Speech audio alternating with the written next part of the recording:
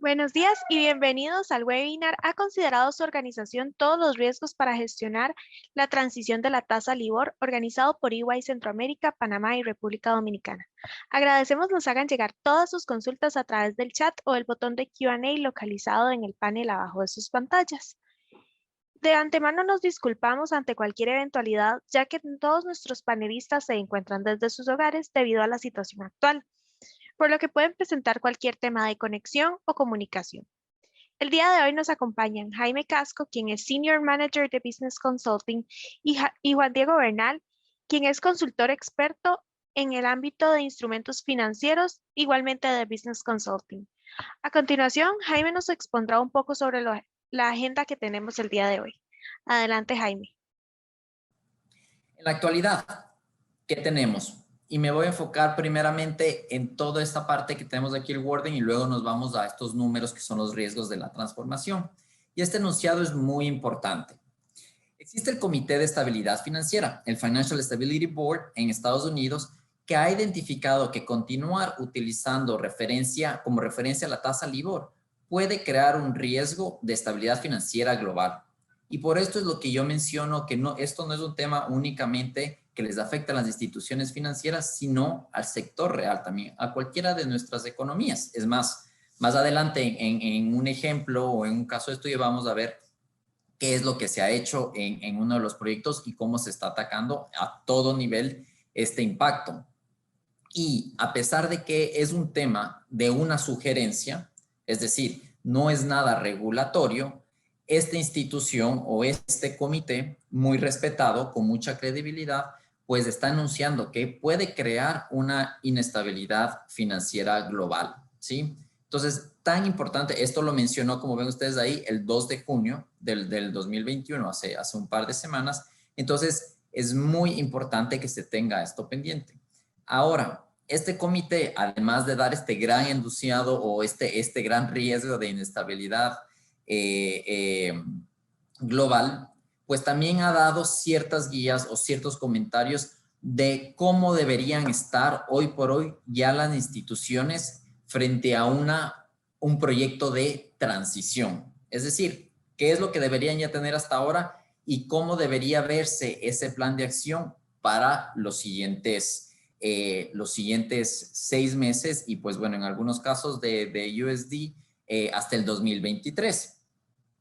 Me voy a enfocar aquí. El 5 de marzo del 2021 ya se emitieron y se confirmaron que se va a cesar, ¿no es cierto?, la tasa LIBOR hasta el 31 de diciembre. Ahora, siempre se ha dicho, se va a cesar algunas de las tasas de LIBOR USD, algunas porque sí van a quedar vigentes otras. ¿Con qué objetivo? Y un objetivo único y específicamente es el de evitar que existan o tratar de que estos legacy contracts disminuyan lo más posible. ¿Qué son estos legacy contracts? Básicamente son contratos que no tienen un fallback language, que lo que va a hacer es permitir o dar esa flexibilidad a las instituciones para negociar una nueva tasa de LIBOR. Entonces, lo que se quiere hacer es, ok, vamos a cesar ciertas tasas LIBOR, pero vamos a dar una flexibilidad hasta junio del 2023 para que sigan vigentes estos legacy contracts y tratar de que estos contratos ya vayan venciendo durante este año y medio adicional y así evitar cualquier problema ya en temas de recálculo y en temas de transición. Entonces, no es que yo puedo seguir negociando mis contratos nuevos hasta el 29 de junio del 2023. Lo que tengo que hacer es hasta el 31 de diciembre y estar seguro de que ya no estoy negociando nada más en LIBOR y tengo estos legacy contracts que en teoría hasta el 2023, junio 2023, ya deberían haber disminuido esa cantidad de contratos, ¿sí? Ese es el objetivo principal. Ahora, tienen que tener en cuenta que esto solo está pasando o estas referencias bajo USD LIBOR. Existe otras en otras regiones como en Europa, como en Londres con la SONIA, como en Japón, la que les llaman la TONA, que ya esto definitivamente va a cesar el 31 de diciembre y no va a haber posteriores tasas, ¿sí? ¿Cuál es el común denominador de las tasas? Sea Euronia, Sonia, Tona, Sofor, Bisbee, que es una tasa que ya les va a conversar un poco más Juan, que es una tasa de Bloomberg, es que todas estas tasas son overnight. Y al ser tasas overnight, pues crea ciertos retos para las instituciones, ciertas volatilidades y variabilidad en los recálculos de estas tasas de interés. Y es más, vamos más adelante a ver un ejemplo sencillo de cómo se maneja esta o cómo comparar esta volatilidad, lo que tenía antes con LIBOR y ahora lo que va a tener con SOFR, ¿sí? Lo importante nuevamente es que estemos claros que de una u otra manera todas las instituciones cross industry ya deben tener este plan de transición muy avanzado. Ya les vamos a decir en el próximo slide cómo debería verse ese plan, qué es lo que deberían tener hecho y cómo debería verse de aquí hasta el 2023. Una cosa que no queremos dejar de topar son estos riesgos de la transformación. Y estos riesgos salen de encuestas que hemos realizado a nivel global con diferentes miembros de la alta gerencia, en donde nos comentan realmente dónde se preocupan o dónde ven ellos o visualizan ellos, ya con la experiencia recorrida, dónde están esos riesgos.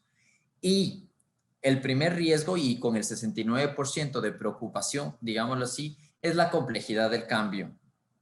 ¿Por qué? Porque nuevamente todavía no sabemos, o por lo menos en el mercado estadounidense, todavía no se tiene una claridad de qué tasa voy a tomar, qué tasa o una u otra y por qué debería tomar esa, cómo voy a hacer para yo trabajar con una tasa que tal vez antes yo tenía una LIBOR de un mes, LIBOR de 3 meses, LIBOR de 6 meses y ahora SOFR con un term que se llama, no tiene un term definido todavía, sigue siendo un overnight, aunque parece que ya va a sacar tasas bajo periodos futuros de un mes, de una semana, etcétera.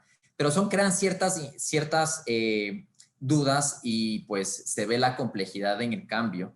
Ya vamos a ver también más adelante cómo se debería enfocar en este plan, dónde están los puntos clave. Definitivamente, y como van a ver también aquí, uno de los riesgos es el tema de tecnología.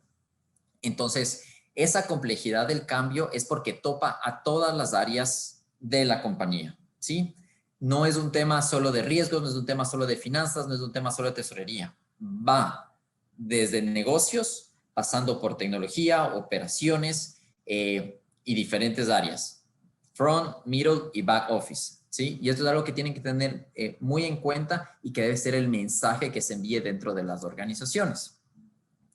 También tenemos, bueno, requerimientos del negocio. Sabemos ya que de por sí en el front, al momento de cambiar un tipo de contrato, de cambiar la tasa, pues que crea mucha incertidumbre en los clientes al momento de, pues, saber si es que al final estoy pagando más interés o menos interés.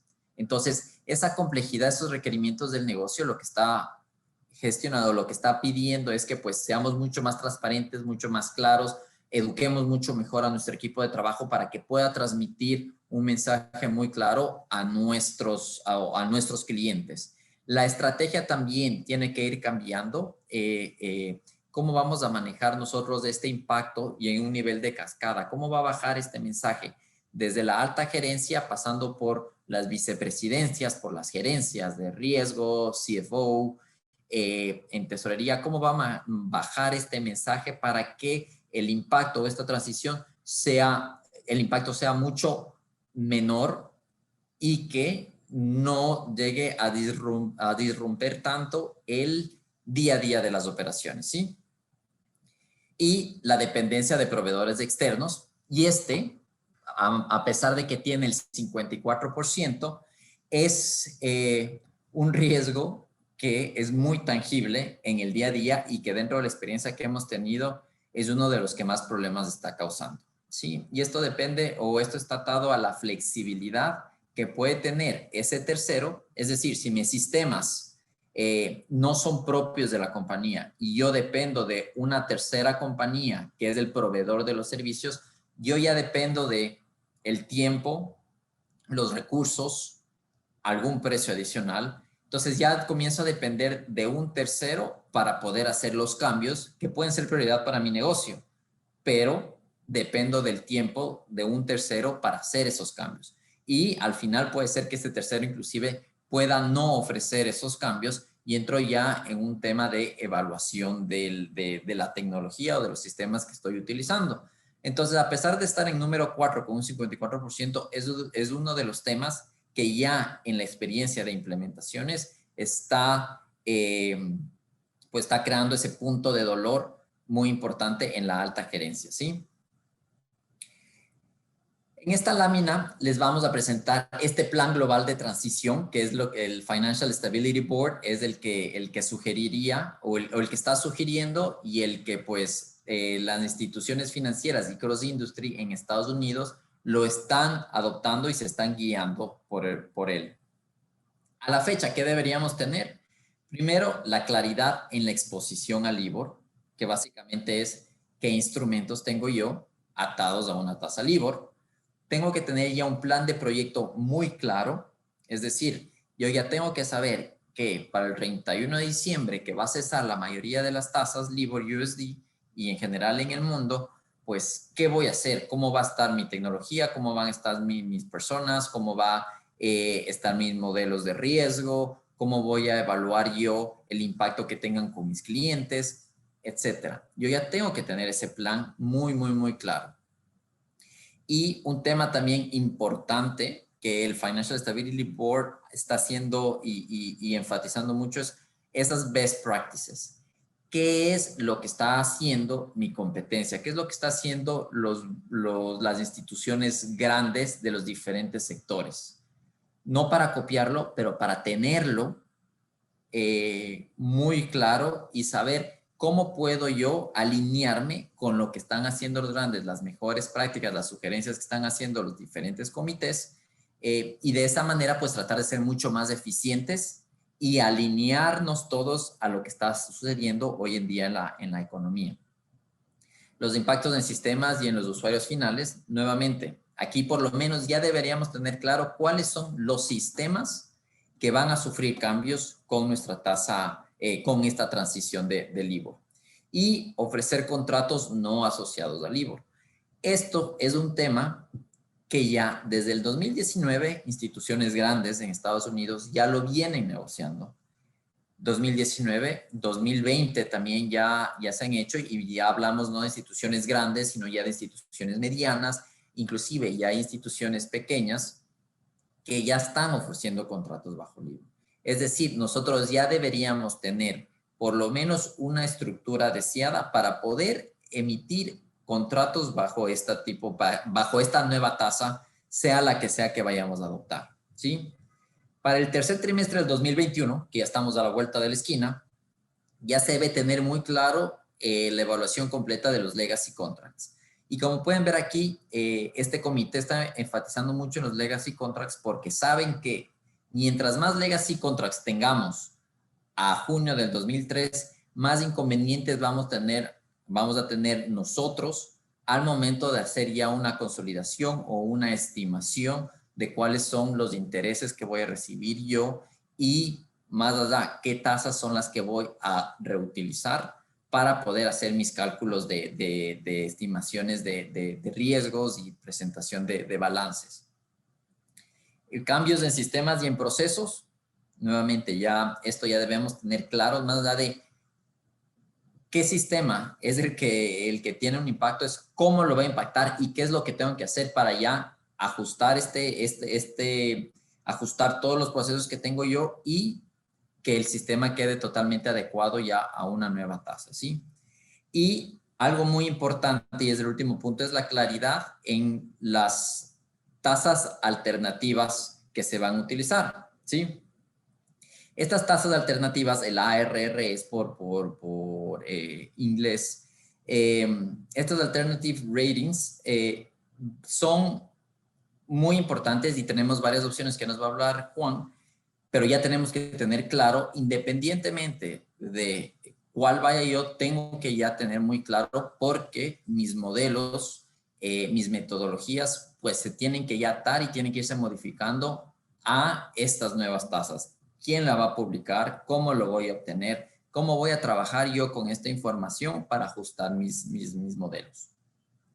Para el final del 2021, primero, debemos ya estar muy claros y seguros de que va a cesar la mayoría de las publicaciones de la tasa LIBOR, ¿no es cierto? LIBOR USD. ¿Y cuáles son las que van a cesar? Pues ahí están, son las de LIBOR de una semana y la LIBOR de 2 meses. Las otras van a seguir vigentes, pero nuevamente solo por legacy contracts. Todos los nuevos contratos ya deben estar con la nueva tasa alterna de referencia.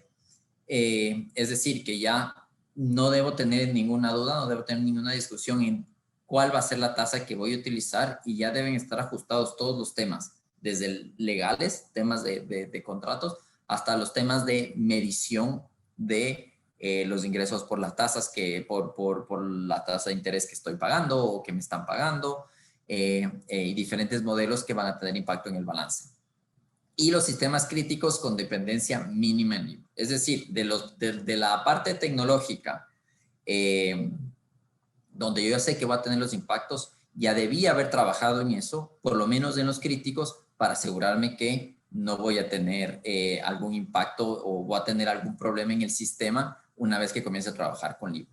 Y para junio del 2023 cesa totalmente ya la USD LIBOR y ya debemos tener un plan de acción para los legacy contracts que se quedaron, probablemente siga así. Tenemos que ya estar muy claros cuáles van a ser los requerimientos regulatorios y mucho más de nuestra región, que tal vez al no ser algo exigido por los reguladores, tenemos esa visualización de qué es lo que tengo que presentar, cómo lo tengo que presentar, pues llegará posteriormente. Y lo que sí tenemos que estar seguros es que para el 2023 ya hemos conversado con nuestro regulador, con nuestra superintendencia, y ya sepamos cómo desean cuáles son las características o los requerimientos que van a pedir ellos al momento de presentar información financiera sobre nuestros estados financieros referente a esta nueva tasa. Y definitivamente ya se espera que todos los sistemas estén 100% bajo la nueva tasa, ¿sí?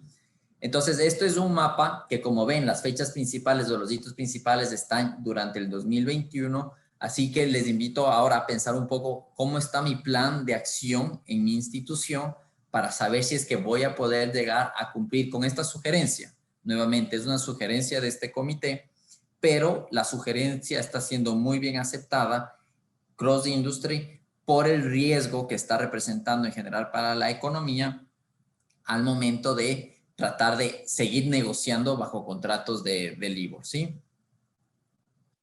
Ahora les voy a dejar con Juan para que les comente un poco más acerca de esas alternativas de las tasas bajo USD. Muchas gracias, Jaime.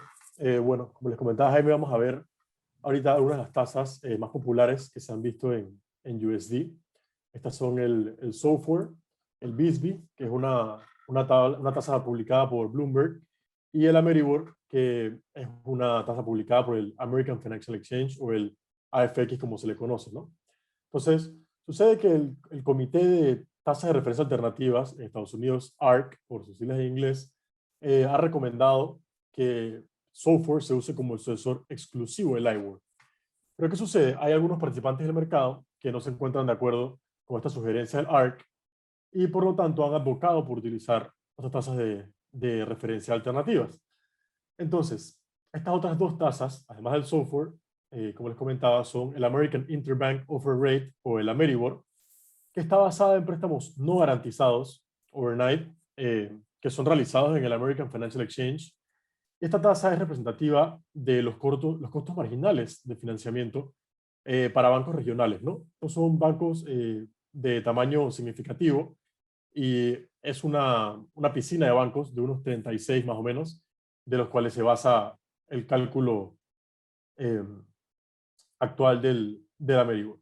Y tenemos el Bloomberg Short Term Bank Yield Index o el BSB, como se le conoce, que mide el rendimiento promedio por el cual grandes bancos globales obtienen financiamiento al por mayor, financiamiento no garantizado, ¿no? Entonces, esta diferencia es importante entre el garantizado y el no garantizado, ya que el BSB se propone como una tasa sensible al riesgo de crédito, ya que el SOFR no es una tasa que presenta riesgo de crédito, ¿no? Entonces, aquí tenemos este cuadro donde podemos comparar algunos puntos clave de estas tres tasas. El software, que está basado en el mercado de recompras de los repos overnight, que es publicada por la Reserva Federal del Banco de Nueva York, está basada en transacciones del día anterior y utiliza un promedio ponderado de 3 mercados de repos. Serían los repos trilaterales, los repos interdealer y los repos bilaterales que son cleared por el Fixed Income Clearing Corporation o el FICC, como le llaman en Estados Unidos, ¿no? Tenemos el BSBY, que es una tasa prospectiva o forward looking, que tiene como objetivo mirar el rendimiento al cual los inversionistas están dispuestos a invertir dólares en préstamos seniors no garantizados dentro de grandes bancos globales. Esta tasa nos presenta plazos overnight de 1 mes, 3 meses, 6 meses y 12 meses, a diferencia del software, que hoy en día solamente nos presenta con lo que sería una tasa overnight, aunque el Chicago Exchange Commission nos ha mostrado algunos plazos indicativos para lo que serían 1 y 3 meses, ¿no? Entonces, como le mencionaba, el BSBY es una tasa sensible al riesgo de crédito, ya que sus transacciones en las que están basadas no tienen garantías. El administrador de esta tasa es Bloomberg Index Services Limited, o Bloomberg, y está basado en las actividades de financiamiento de 36 bancos globales. Por otra parte tenemos el Ameribor, que es una tasa de referencia basado en transacciones de préstamos no garantizados de miles de bancos pequeños, medianos y regionales en Estados Unidos. Esta salvedad de que sean bancos pequeños, medianos en Estados Unidos es importante, ya que estos son bancos que no tienen acceso a este mercado de repos que tienen algunos bancos más grandes, ¿no? Estos fondos overnight que pueden ser adquiridos a través de la Reserva Federal, estos bancos más pequeños no tienen acceso a este mercado, por lo tanto van a incurrir en costos más altos de financiamiento, ¿no? Entonces, los plazos que nos presenta Ameribor por ahora son overnight y 1 mes, pero está trabajando en publicar otros plazos indicativos para ya sea 3 meses, 6 meses o 12 meses, ¿no? Como les mencionaba, importante mencionar que esta tasa es sensible al riesgo de crédito, ya que se basa en transacciones no garantizadas, y el volumen de estas 3 tasas es una de las cosas más importantes que hay que notar entre ellas.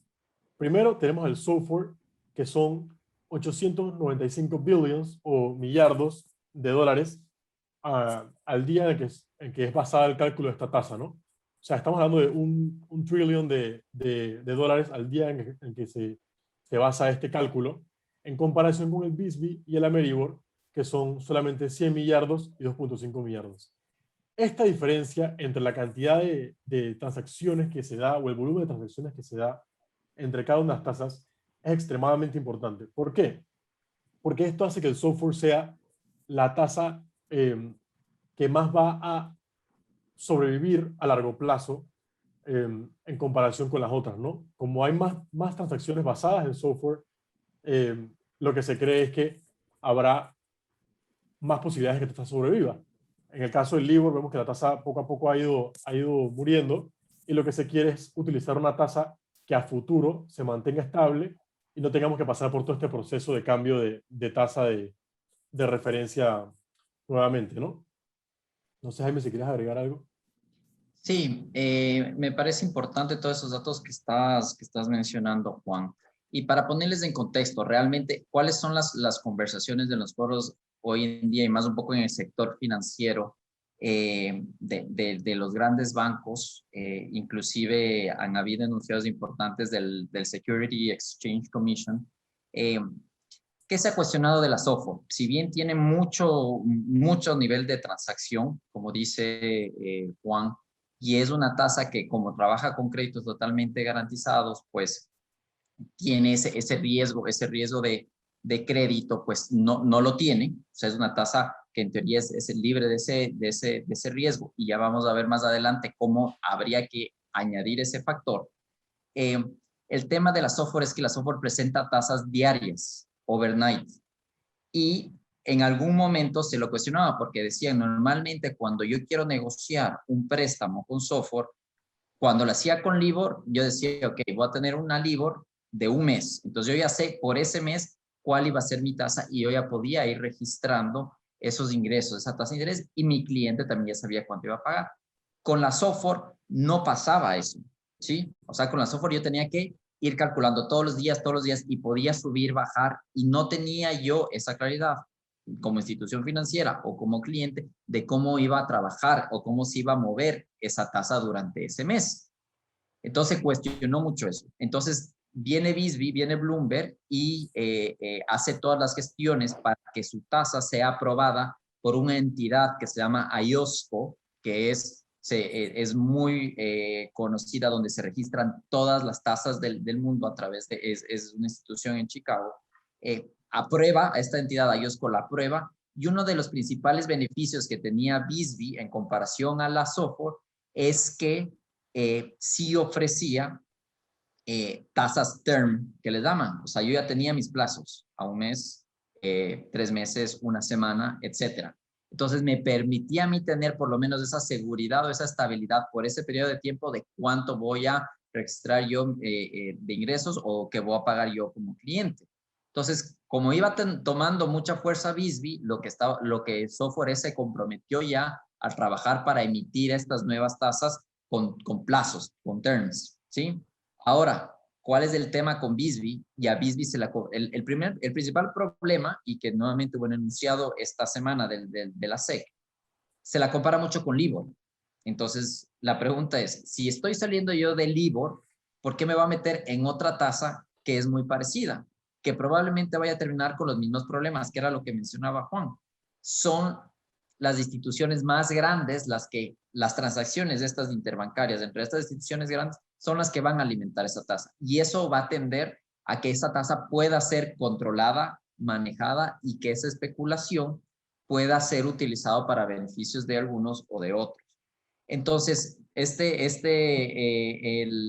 uno de los heads del Securities Exchange Commission está haciendo esa comparación recientemente y oficialmente sugiere utilizar software, ¿sí? Esa es nuevamente una sugerencia y da nuevamente, la compara a Bisbee, la compara con LIBOR y dice que el nivel de transacciones son muy bajos y que eso puede, y que va a estar pues regida por instituciones financieras grandes y muy específicas, ¿sí? Entonces son los en contra que lo ven desde Bisbee.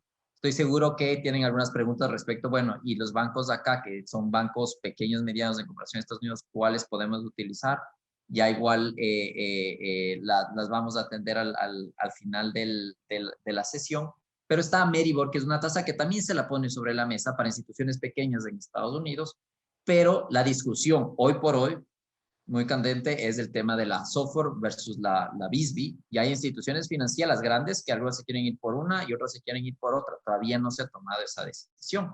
Lo que se está urgiendo, y por eso es para el tercer quarter del 2021, es que ya se define, que se evite ya la especulación de que, ok, Bank of America quiere utilizar Bisbee, pero JP Morgan ya emitió con software. Entonces, ya se quiere terminar esa especulación porque está creando mucha incertidumbre, ¿sí?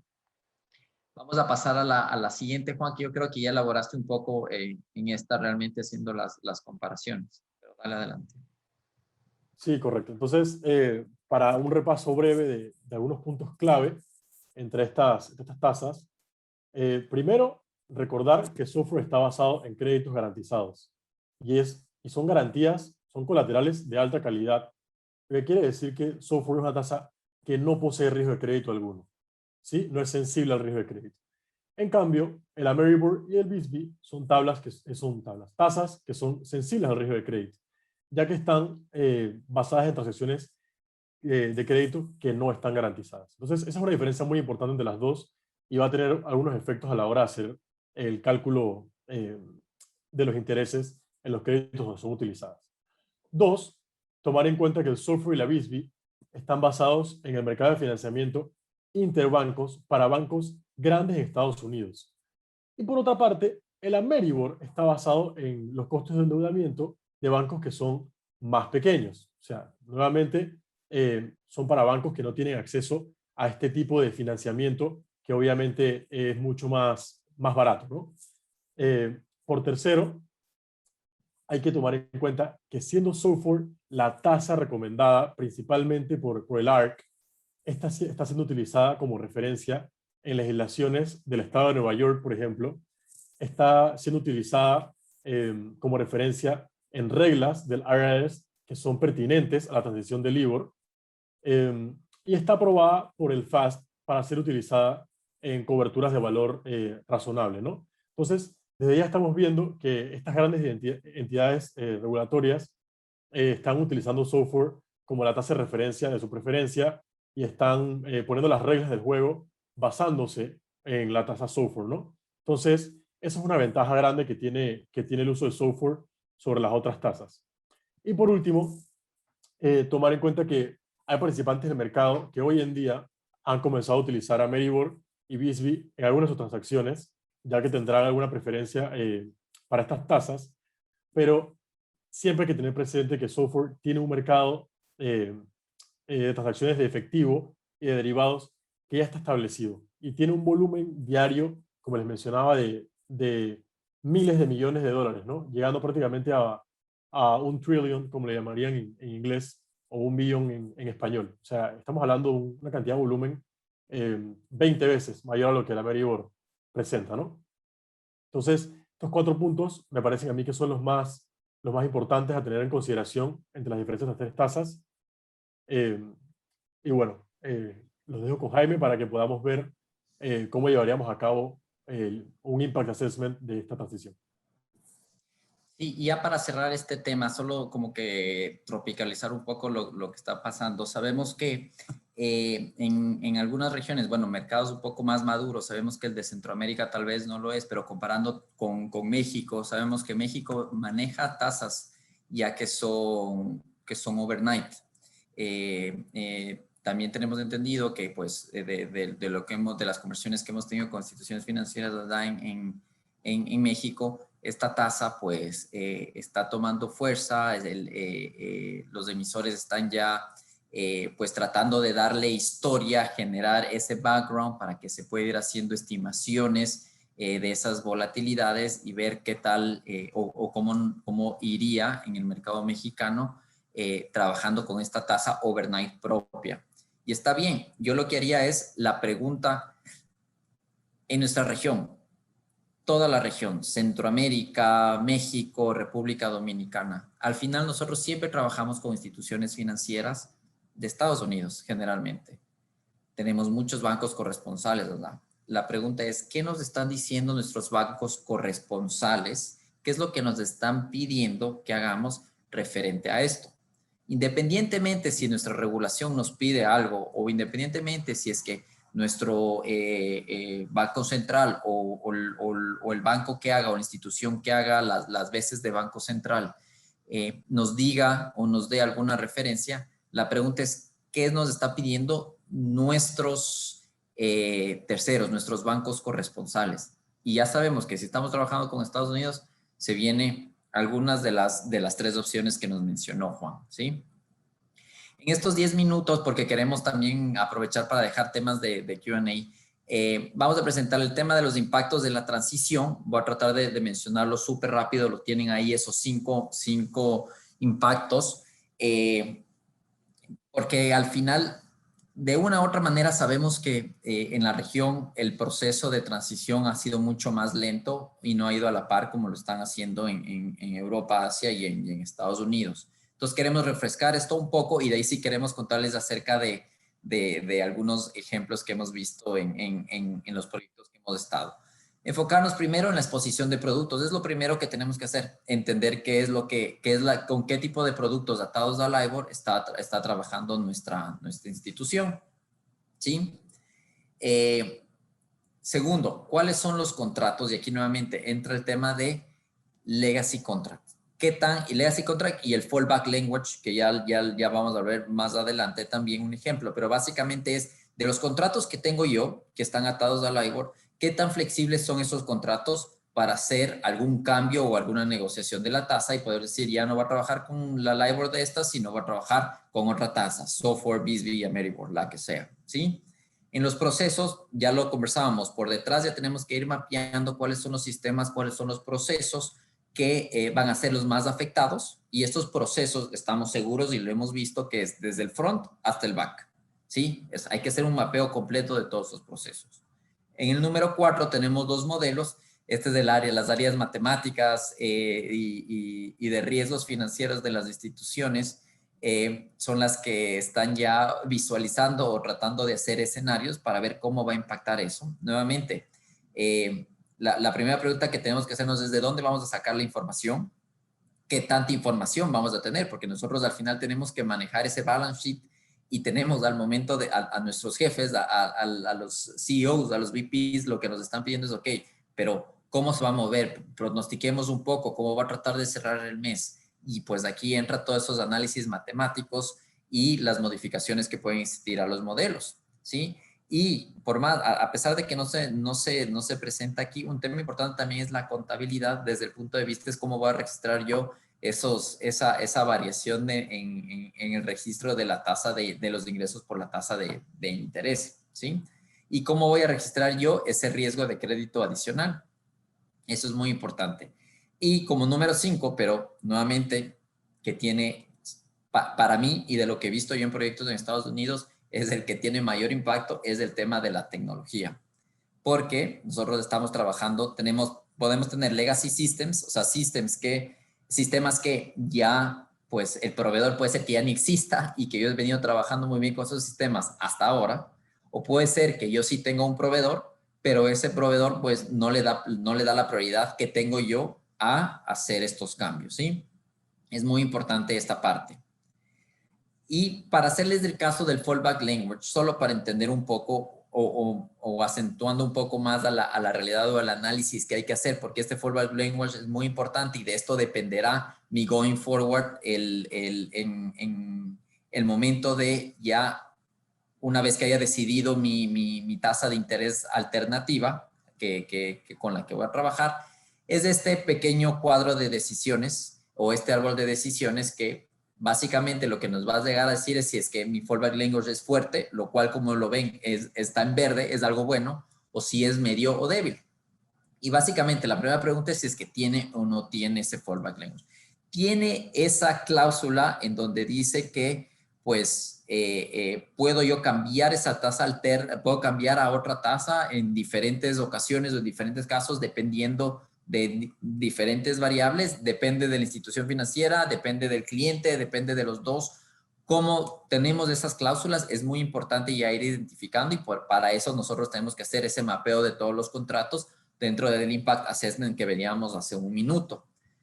Si la respuesta es no, dice el contrato hace referencia a otro con provisiones del LIBOR, sí o no. O sea, básicamente, si es que no tiene referencias a fallback language, realmente tengo que pensar, ¿se puede convertir realmente esto en un legacy contract? ¿Sí? Que era lo que hablábamos, que es un contrato con el que yo voy a tener que convivir y que tengo que tratar de que ya hasta el 2023 pues llegue a su vencimiento. Pero si sí tiene eso, también depende si es que es algo permanente, es algo temporal, si es que es muy claro, si se especifica, por ejemplo, el contrato especifica tasas de referencia que no sean LIBOR, es decir, si es que yo firmé tal vez algún contrato a mediados del 2019, a mediados del 2020, en donde ya se hablaba de este tema y se menciona que en caso de que la LIBOR desaparezca, se utilizará una SOFR, pues yo ya sé que mi fallback language es muy fuerte porque ya estoy siendo muy claro en cómo voy a trabajar yo el momento en que desaparezca la LIBOR. Si es que no tiene esas referencias, pues si la pregunta es, ¿el contrato provee claridad en la selección de una tasa de fallback? Es decir, ¿cómo voy a hacer yo en caso de que desaparezca esta tasa LIBOR? ¿Cómo voy a decidir cuáles de las tasas que están en el mercado voy a adoptar? Y si es que sí existe esa claridad, pues es un nivel medio. Si es que no existe, sería débil. Este es un análisis a nivel general de cómo yo decido si es que ese fallback language existe y qué tanto impacto tiene en mi institución. Y esto es muy importante y lo traemos acá porque ya vamos a ver más adelante les vamos a comentar un poco acerca de la experiencia que hemos tenido y lo que está causando desde el punto de vista comercial. Este simplemente es un ejemplo para que vean ustedes de trabajo que hemos hecho y hemos hecho más con equipos de Estados Unidos, pero es un resumen donde ustedes pueden ver el detalle, cómo mi VP de riesgos, mi VP de finanzas, mi CEO visualiza o le gustaría visualizar cómo están mapeados mis contratos y el tema del fallback language, que es muy importante. Yo me quedo, por ejemplo, aquí el mensaje es, yo tengo 59% que es medio, pero tengo débil un 32%. Ese 32% es muy importante, un tercio del total de mi contrato. ¿Qué voy a hacer para que esos débil no se convierta en un legacy contract? ¿Sí?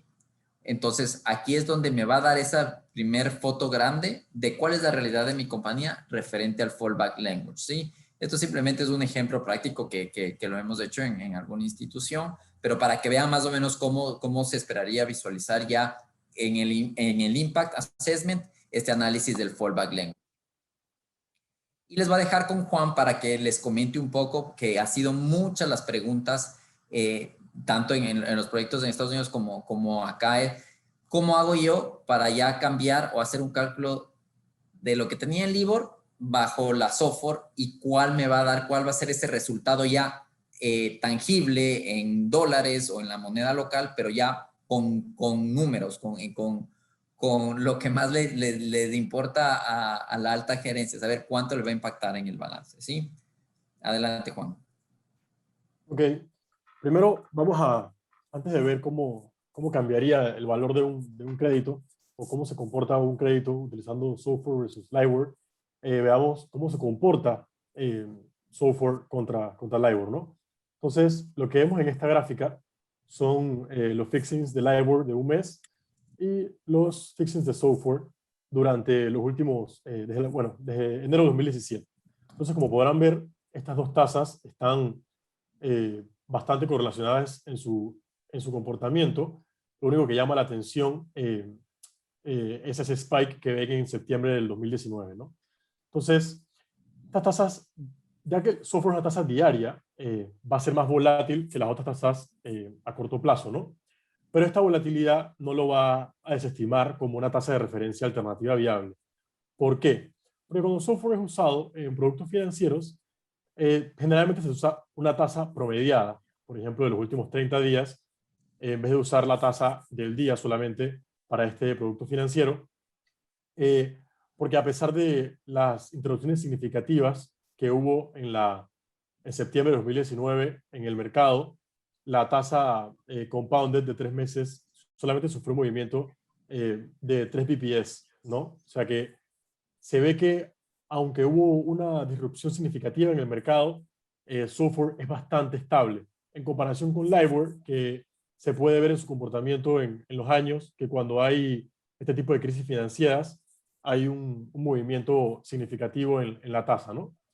Y por último, hay que tomar en cuenta que el spread entre software y LIBOR durante este periodo se ensanchó brevemente, pero se recuperó en no más que un par de días, ¿no? Y los promedios históricos utilizados de este spread entre LIBOR y software, que normalmente se usan en los últimos 5 años para las provisiones de fallback en los contratos, prácticamente no sufrieron ningún tipo de cambio cuando se dio este tipo de interrupción, ¿no? Entonces podemos ver que, aunque sea una tasa diaria más volátil que las otras tasas que son ya sea mensuales o por periodos más largos, sigue siendo una tasa confiable y poco volátil para el uso de nuestros créditos, ¿no? Entonces seguimos adelante, Jaime. Vamos a ver un ejemplo de cómo se calculan los intereses en un préstamo utilizando software versus LIBOR, pero primero hay que volver a ver esta diferencia principal que hay entre estas dos tasas, ¿no? Recordar que software está basado en transacciones de préstamos garantizados, o sea que no eh, incurre en riesgo de crédito. Entonces, si tú quieres utilizar software para tus créditos, vas a tener que incluir esta prima de riesgo de crédito, ¿no? En el pasado, cuando utilizábamos LIBOR, como nuestra tasa base y el spread del banco o del cliente para calcular los intereses del crédito. Pero ahora, como LIBOR tiene ya incluido ese spread de crédito, para poder utilizar SOFR vamos a tener que utilizar SOFR, el spread de crédito, que lo llevaría a ser una tasa igual que LIBOR en ese sentido, más el spread del banco o el spread del cliente, ¿no? Entonces, seguimos adelante para ver el ejemplo ya un poco más numérico. Entonces, hemos desarrollado una herramienta para evaluar el impacto que va a experimentar un crédito al ser transferido de LIBOR a SOFR. Este ejemplo es para fines prácticos y es basado en la vida completa del crédito, pero utilizando un crédito con un principal de 5 millones, fecha de inicio del 1 de enero de 2017, con una fecha de vencimiento del 15 de abril de 2020, un spread del banco del 2% y un spread entre LIBOR y SOFR de 11.44 BPS, con una convención de lookback o días de retraso de 2 días, que básicamente quiere decir que vamos a utilizar la tasa SOFR de hace 2 días en vez de utilizar la tasa SOFR del día de hoy. Podemos observar los siguientes resultados, ¿no? Cuando usamos LIBOR para el préstamo, tenemos que el interés calculado por LIBOR daba 292.154 y el interés basado en el spread del banco o del cliente daba 333.333, dándonos un total de 625.487 como un total de intereses pagos para un crédito basado en LIBOR. Para ese mismo crédito, basándonos en SOFR, tenemos el SOFR que nos daría un interés total de 266.064, el spread del cliente, que nuevamente va a ser ese 333.333, y vamos a tener este componente del LIBOR y SOFR spread, que básicamente es ese spread de crédito que le estamos agregando al cálculo de un préstamo que usa SOFR como su tasa de referencia. Va a tener un interés de 19.067, ¿no? Dándonos un total de intereses pagados a través de la vía del crédito de 618.464. ¿Qué estamos viendo? Que al final del día, SOFR paga una cantidad menor de intereses que lo que paga LIBOR, ¿no? Como vemos aquí en la diferencia entre las tasas, claramente LIBOR va a estar pagando mayor cantidad de intereses, pero cuando tomamos en cuenta ese spread de crédito que agregamos en SOFR, el total nos da de 7.023, que en este caso, al ser positivo, quiere decir que nuestro interés pagado por un préstamo basado en LIBOR es mayor a un préstamo basado en SOFR, ¿no? Entonces, este ejercicio que hemos repetido para miles de créditos, normalmente nos da este resultado donde LIBOR incurre en una mayor cantidad de interés pago, ¿no? Esto es un atractivo a la hora de negociarlo con el cliente en la transición entre una tasa y la otra. No sé, Jaime, si querías agregar algo más a este ejercicio. Sí, no, bueno, tú ya hiciste referencia a esta tasa del LIBOR, el spread, ¿no es cierto? Del LIBOR versus SOFR de los 5 años, ¿verdad? Bueno, correcto. Ese 11.44 que vemos ahí como el spread entre LIBOR y SOFR, lo utilizamos es porque es el spread que se ha observado históricamente en los últimos 5 años, ¿no? Y lo que se ha visto, la práctica que se ha visto en la industria, es que ese spread de 11.44 BPS va a ser el utilizado para el fallback language en nuestros contratos de legacy. Exacto. Para darle un poco de estabilidad en ese sentido. Perfecto. Sí, yo creo que con este ejemplo va a ayudar a que pues se tenga una visualización mejor de cómo hacer esa estimación. Es un ejemplo sencillo, pero para que pues vayan teniendo idea de cómo hacer la estimación, y es de un contrato puntual, ¿no? Y estamos hablando de un contrato de préstamos. Ahora habrá que ver ya en todo diferente tipo de instrumentos un poco más sofisticados cómo se manejaría. Tenemos 3 minutos antes de la hora. No sé, Ori, si es que tenemos o podemos responder unas cuantas preguntas. Bueno, Ori no pudo volver, pero yo aquí tengo varias preguntitas. Okay. Importante mencionarles que las preguntas que no puedan ser resueltas porque tenemos muy poquito tiempo serán resueltas vía correo electrónico por los panelistas. Entonces, la primera pregunta dice, en la práctica, ¿cómo ha visto EY la evolución del análisis del impacto en las instituciones de la región? Ok, vamos a responder. Realmente, a ver, en la región definitivamente se va tarde. Estamos tardes a este proceso de transición. Lo que sí hemos podido ver en los proyectos que tanto Juan como mi persona hemos podido participar con equipos de Nueva York y con equipos de Chicago, es que el tema del impacto está muy atado al tema de sistemas y a la modificación de los sistemas, y también a el client outreach, que les llaman. Es cómo estoy haciendo yo la comunicación con mis clientes para negociar estas nuevas tasas. ¿Y por qué se ha enfocado tanto? O sea, bancos grandes, pequeños o mediados. Porque este es un tema de reputación. La pregunta principal que se van a hacer los clientes es, ¿estoy pagando más, igual o menos? Entonces, por ejemplo, con el ejemplo que les pasó Juan, pues se ve que con software pues realmente se paga menos, pero realmente tenemos que ir y tocar, hacer reuniones one-on-one con nuestros clientes principales para hacer la explicación de esos, del impacto y de ese cambio. Entonces, las aristas principales del impacto que se está haciendo en Estados Unidos es el tema de sistemas y el tema de cómo comunicar esto a terceros fuera del banco.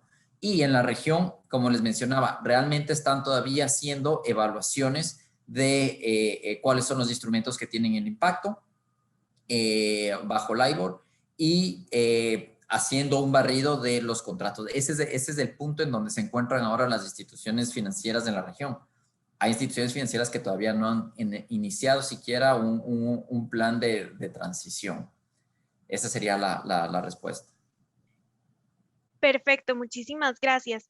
También nos preguntan, y esto está justamente relacionada con el ejemplo final que dieron, ¿de dónde proviene el spread entre el LIBOR y SOFR utilizando en el cálculo, perdón, Sí. utilizado en el cálculo de los intereses? Sí, es lo que ya explicó Juan. Realmente para el tema de fallback language, para el tema de legacy contracts, bueno, no legacy contracts, el fallback language se está tomando ese promedio de los 5 últimos años del comportamiento, de ahí sale ese 11.44, pero de ahí en adelante, pues se tiene que hacer esas comparaciones diarias. Y no sé, Juan, me parece que ya se iba a definir una tasa fija, ¿no? Bueno, sí, el ISDA y el ARC han dicho que a partir del 2023, en junio, cuando ya se pare de publicar el LIBOR, van a utilizar un spread estático entre LIBOR y software para para cualquier cosa que tengan que hacer con ese spread, ¿no? Y existe menos volatilidad. Un tema importante que vi en el Q&A y traté de responder dos preguntas antes de esta sesión de Q&A. Era, ¿de dónde se publica la software? La software se publica en la página pública de la tasa federal de Nueva York, del Banco Federal, perdón, de Nueva York. Ahí tienen pública todos los días para que ustedes puedan revisarla. Y este tema lo enfocamos a software, software, BSBY, las tasas de Estados Unidos, porque es el mercado al que más estamos atados nosotros. Pero como les decía en un principio, si tenemos instituciones financieras en Europa, en Asia, en Londres, cada una va a trabajar con una tasa overnight. O sea, la LIBOR va a desaparecer en todo el mundo. Entonces, cada región, cada zona está trabajando en su propia tasa overnight. Entonces, esto que estamos conversando, todos estos retos, todos estos puntos, aplican, sea software, sea BSBY o sea alguna otra tasa overnight que se maneje en el resto de la región. No sé si es que hay otra pregunta. Sí, en realidad tenemos bastantes preguntas. No sé cómo estamos de tiempo. ¿Puedo hacer una más si quieren? Y Dale, las demás las respondemos por nos correo. contestamos por correo. Ok. Dice, dado que Ameribor está basado en transacciones de bancos más pequeños que SOFR, ¿sería apropiado utilizar esta tasa para instituciones financieras basadas en Centroamérica, dado que su tamaño es más semejante a estos bancos pequeños y medianos de Estados Unidos? Buena pregunta. Dale, Juan, te dejo esta pregunta a la Maribor. Bueno, en teoría el Ameribor sí sería más representativo del costo de financiamiento de un banco centroamericano que el software, ya que, como mencionábamos, estos bancos no tienen acceso a este tipo de mercados tan baratos, por decirlo de alguna manera, ¿no? Que son los repo markets que hay en Estados Unidos. Pero como ARC ha elegido software como su alternative reference rate de preferencia, el comité ha publicado diferentes herramientas para ayudar a los participantes del mercado a esa transición del LIBOR, ¿no? Ha publicado mejores prácticas, una guía de usuario para utilizar el software, fallback language recomendado para los contratos que utiliza software como la tasa de referencia. Entonces, todos estos recursos que no están para Ameribor o BISBY, y si intentara utilizar Ameribor o BISBY, no se tendrían para ese banco, lo que va a hacer es incurrir mayores costos transaccionales o de transición para la institución, ¿no? Así que tal vez el costo de financiamiento es más representativo, pero al final del día la transición al software es bastante más sencilla, bastante más llevadera, y se cree que va a ser la tasa que va a perdurar en la historia, ¿no? Para utilizar perpetuidad. Así que yo recomendaría utilizar el software. O es lo que se recomienda, ¿no? Utilizar software. Buenísimo. Bueno, yo creo que con esto concluimos la sesión de preguntas. Si ustedes escribieron alguna pregunta, probablemente en estos días les estará llegando la respuesta. Agradecemos mucho que nos acompañaran y de parte de EY, Centroamérica, Panamá y República Dominicana les deseamos un excelente día. Les recordamos contestar la encuesta para que nos recomienden próximos temas. Muchísimas gracias. Gracias a todos. Hasta luego. Hasta luego. Hasta luego.